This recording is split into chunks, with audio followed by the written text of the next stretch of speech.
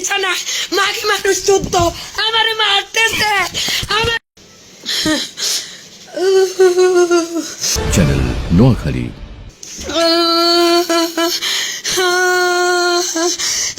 আমার 14 গোষ্ঠী মিলা মাইরা ফেলতেছে, আমার ঘর দরজা সব ভাঙ্গা উদ্ধার করে ফেলতেছে, আমার গায়ে হাত তুলছে। আমি আমার কাজে বের হবো। এই ছোট লোকটা, এই ছোট লোক যা যাবর, আপনারা ভালো করে জানেন আমি কি কাজ করি।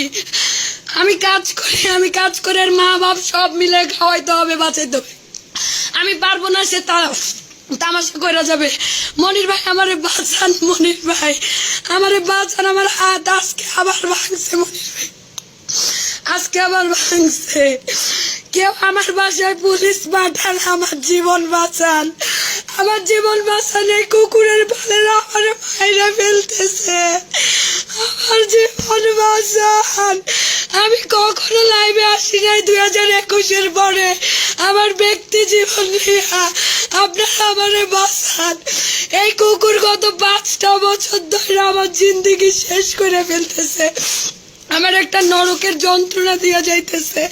আমি পারতেছি না এখান থেকে বের হইতে। আমার আব্বা, আমার মা আমার খবর নেয় নাই, মানে 100টা আঘাত করছে। আমার হাতের অবস্থা, আমার হাতে ব্লাড জমে গেছে। আমার বাঁচাও। আমার মাথার মাঝে ভুসির উপরে ভুসি, আমি আর নিতে পারতেছি না।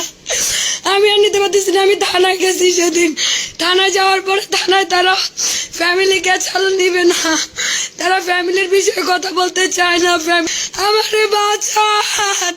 ঢাকা উদ্যানে যারা আছেন, আমার বাসা 3 নম্বরে, আমার বাসায় পুলিশ পাঠান, আমার উদ্ধার করেন।